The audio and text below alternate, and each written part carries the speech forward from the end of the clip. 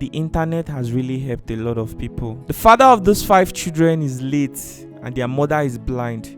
They don't even have a toilet in their house. They have to go to the bush to poo.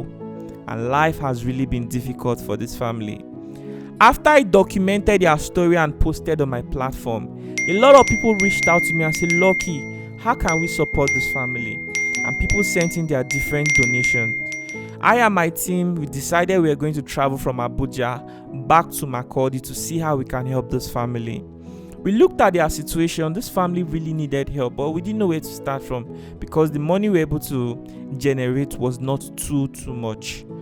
So we looked at the future of the children. I mean, their father is not anymore. How are they going to go to school?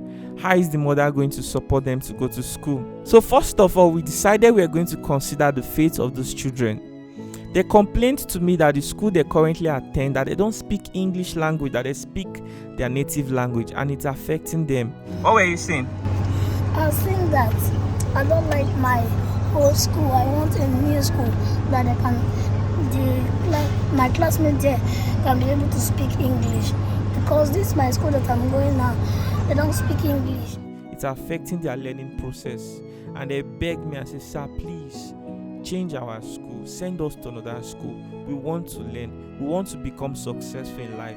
But the school we currently attend, they don't speak English. And then we decided we are going to look for a school that is really affordable, where they speak and teach in English language. We found one and then we took the children to the school. My intention was that I was going to enroll all the kids in school. This one is yet to start school, while this one is in nursery 3. This other one is in primary 2, this one is in primary 3, and this one is in primary 4. So what we decided was that we were going to pay their school fees from their present level till they finish their primary school education. And the whole bill was a total of about 1.2 million naira. And I think it was even more than that, because after we left, the proprietor of the school messaged me and told me that we needed to pay for their shoe and their jean trouser and some other things that she also mentioned. So I think everything was about 1.3 million or something, but we made part payments. Then we had a scale of preference, of course. First of all, their children's education is really important because that's the best gift that can be given to these children. Their father is no more and their mother is blind. How are they ever going to go to school? And currently the school that they go to, the children don't even like it.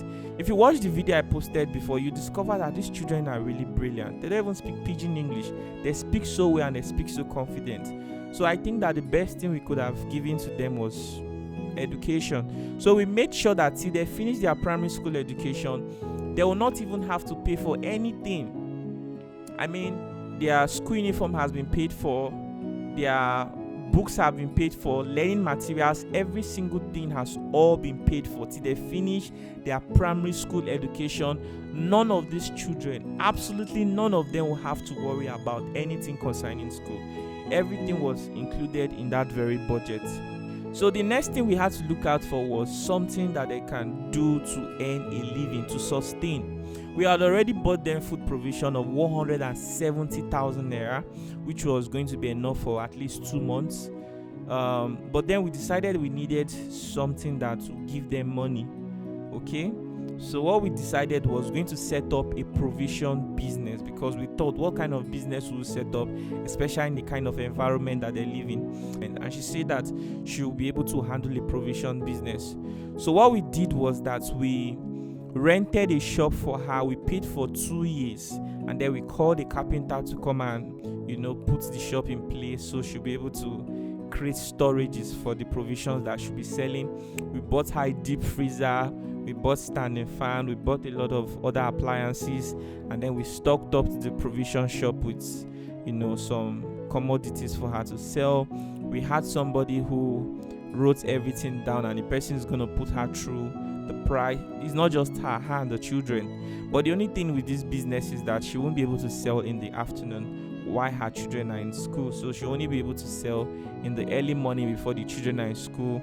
So maybe the eldest son could be in the shop while the rest are having their baths, and when the other one is done having his baths, he'll go to the shop while the one that was at the shop will come back home to have his bath, and then when they go to school, they'll lock up the shop till they're done with from school, and then they'll go back to the shop. So somehow I believe that the family will be able to sustain. But then the woman said that they lack water in that environment, that if we can get her a tank where she can store water and sell, that it will really help her to make more money. And I think something else she mentioned, was it charcoal or firewood? I can't really remember what she mentioned, but unfortunately we had spent every single penny that we had. It was never money anymore to even consider paying for the rent of the family, because right now their rent is expired. There was not any money left anymore.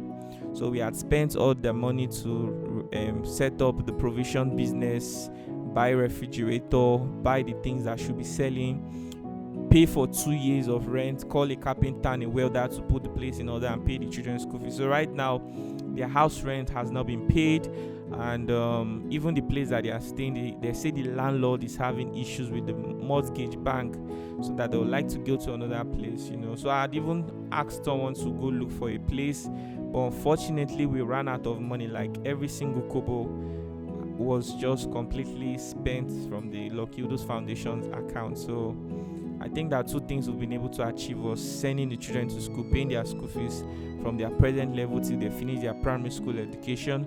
Hopefully by then I hope I'll be in a better position, so I'll still be able to take care of their secondary school education for each of them. And so I decided I was going to post this video so you guys will know how far we've gone to help this family. I just want to say thank you so much for everyone who reached out and sent in their contribution. God bless you all. I pray that this journey of life will never be difficult for you and your family. May your success in life never be far from you. It's actually a very beautiful thing that you bring someone's story out, and they're able to get help. Imagine posting the story and nobody actually reaches out to send any contribution. It would be a really embarrassing thing. But I'm so glad that the people who makes up this community, this Lucky Udu community, they are really compassionate people. I just want to say thank you all so much for believing in me and for helping the people whose story I bring to this platform. God bless you all so much.